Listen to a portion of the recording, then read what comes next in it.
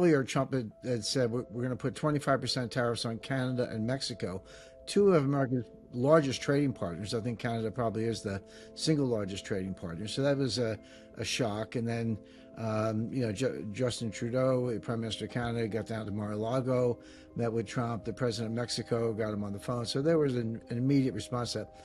That was big news. But this is, first of all, 100% tariff. So forget 25%. We're talking about 100%. I think tariffs are good policy for the United States used in conjunction with other tools. But anyone would say 100% tariff is over the top. That's practically saying you want to shut down trade. So the amount was certainly eye-catching. And then, of course, Canada and Mexico are, sorry, this is the BRICS. Now he's doing this to the BRICS. Well, okay, who are the BRICS? Well, Russia is already subject to a lot of economic sanctions because of the war in Ukraine. But even leaving that to one side, China, India, Brazil, again, these are major economies. You add up the BRICS, include Iran, and South Africa is smaller, but it's almost 50% of the global population and about 30 to 40% of global GDP. So, and major trading partners in every case. So 100% tariffs off the charts, even though I think tariffs can be very good policy. And the BRICS nations are a large percentage of global trade and global output. So what's actually going on here? You have to kind of look at it that way. The reason it was surprising to me is that he said, "I'm going to put 100% tariffs on any BRICS member who is working on an alternative currency to the U.S. dollar, trying to basically, attack the U.S. dollar." Well, that's not what they're doing. I mean, the BRICS just had a summit conference in Kazan, Russian Federation, in October, very recently, and they've said nothing about working on a new currency. Now, they are working on a new payment system, but the payment system is really, it's a ledger, it's, fiber optic communications, it's a digital ledger, et cetera. It's a way of keeping track. So if you and I are trading and one owes the other money because we had more exports, you have to settle that up periodically, et cetera. Well, with actually 9 members of the BRICS at the moment, and 17 other countries who have applied. They'll be admitted in stages. It's a very large trading bloc. It's a lot to keep track of. So they are working on a payment system. The payment system bypasses the U.S. dollar, mainly because the U.S. has thrown so many financial sanctions around. Russia's been kicked out of SWIFT. Russian banks cannot interact with basically U.S. banks and Eurodollar banks in Europe, et cetera. So it's almost as if the U.S. has driven them to come up with this payment system. But Trump very specifically used the word currency. He didn't say trading system. So he's putting 100% tariff on people for doing something that they're not doing. So I'm not sure what the point of that is, other than to fire a warning shot, say almost as if to say, well, don't even go there. But they probably won't. They probably won't go there for 10 years. This is not the currency. It might be in the works, but it's not imminent by any means. The BRICS are not a political union. They are an economic, a multilateral economic organization. It's very important. I've written a lot about the BRICS and done a lot of interviews like this talking about it. So I'm not diminishing the importance of it, but India and China have their political issues, and so do a lot of the other members. So it's not a political union. It's not the European Union. It's not even a currency union yet. What it is like you say, it's a multilateral organization that's discussing, different forms of payments. But as of now, China would still use the yuan, Russia would still use the ruble, Brazil would still use the real. They're trying to minimize the use of dollars. Okay, but that's not the same as having another currency, which they don't. Although they do, actually, which is gold. And that's something that seems to have escaped Trump's notice. The way you achieve what the BRICS want to do without coming up with an alternative currency is to use gold to settle the balances, as I described. And if you do this on a net basis, on a gross basis, it becomes very, very difficult.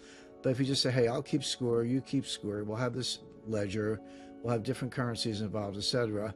And then periodically, and it could be monthly, quarterly, or twice a year, whatever, we'll settle it up. And we'll settle it up in gold, because that's the one thing we can all agree on, and it has a fixed value. I mean, it's a floating value, but it could be expressed in dollars, actually, or in the other currencies. So if you ask me what is the common currency of BRICS in the short run, I would say gold. And by the way, they're acting that way. We all know China and Russia are accumulating reserves, but so is Iran, even though they're not transparent about it. So is Brazil and a lot of other countries. A lot of countries on the waiting list for BRICS are also accumulating gold, including Turkey and others. So, but Trump didn't say anything about gold. Gold, it's kind of hard to call it a currency at this point. It is a monetary asset in my view. It is a store of value, and it can perform the functions we're talking about. It's not quite a currency, but it seems to have escaped Trump's notice.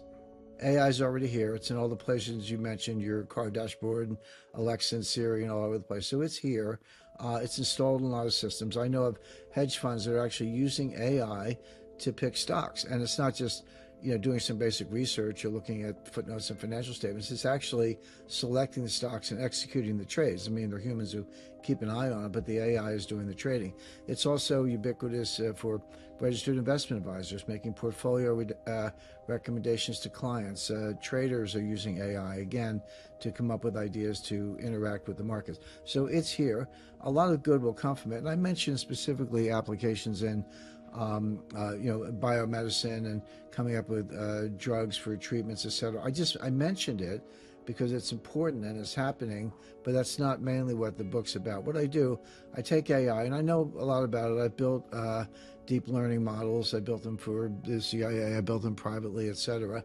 So I know how they work with the nodes and the edges and the layers and the machine learning. And so you take a billion inputs, put them into what are called nodes. They're mathematically processed. They produce outputs.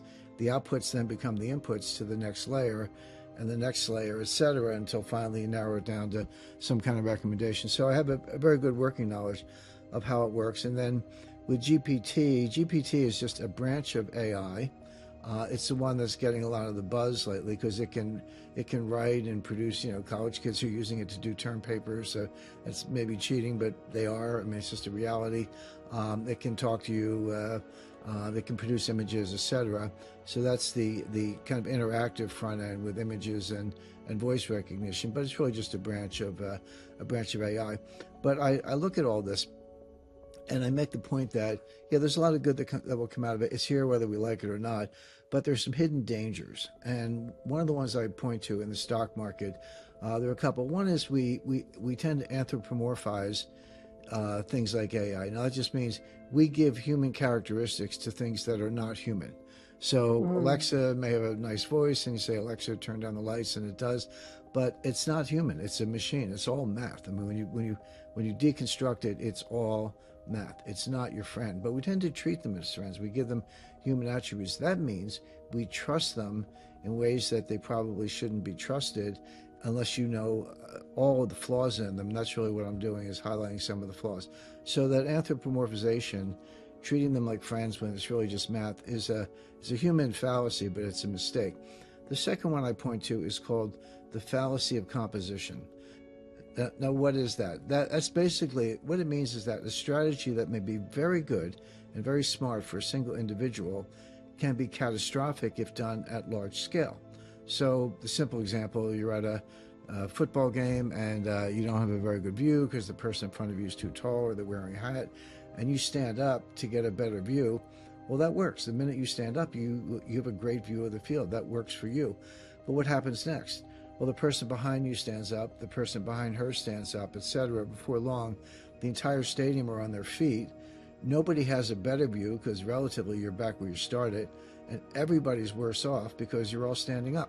So there's an example of it works for the individual but fails at large scale. Now take that over to the stock market. What happens when we have a market meltdown? And they happen. March 2020, the stock market fell 30% in 30 days. It wasn't the biggest crash in history, but it was the fastest crash of that magnitude in history. And what do people do in that situation? Well, for a few days, they watch it. Oh, I'm right. The market's wrong. It'll come back, etc. But then they kind of hit the panic button. They sell everything, get cash, move to the sidelines, wait out the crash, and then when it's over, tiptoe back into the market and start to buy some of those stocks at better levels. Well, that is a really good individual strategy. It's not a bad strategy at all. But what happens when everybody does it? The answer is you have all sellers, no buyers, markets go straight down, they blow through the circuit breakers, they go through the floor, and regulators actually have to close markets. It's not a question of a timeout or a circuit breaker. You actually have to close the markets, and who knows if it can reopen. So what I do in chapter 1, I create a scenario. It's a nonfiction book, but scenarios are a good way to illustrate this for the reader, where you've got a couple different actors. One is a billionaire family office in New York. Another one is two hedge fund operators, but they're actually criminal masterminds trying to manipulate the market in Mallorca.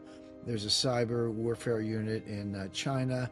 And they're all interacting in ways. And then I have a Federal Reserve Chairman who's the last to know, but that's typical of the Fed. They're usually the last to know.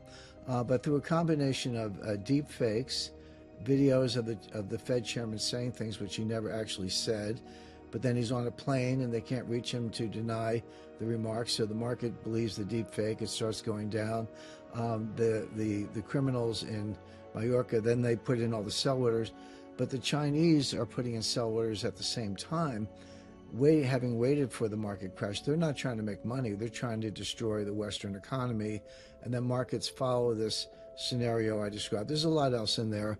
And it's all having lived through quite a few market crashes in my time. I was able to, I think, add some color to make it interesting. But here's the point. There was no mastermind.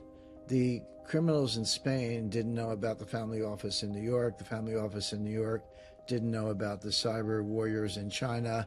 The Fed didn't know any of these things. Neither did the stock exchange. It happened. It's really a case study in complex dynamics where properties emerge from a complex situation, but nobody's really in charge and nobody really expects it. Now, some of that is human nature. I could point to financial panics going back to the 14th century.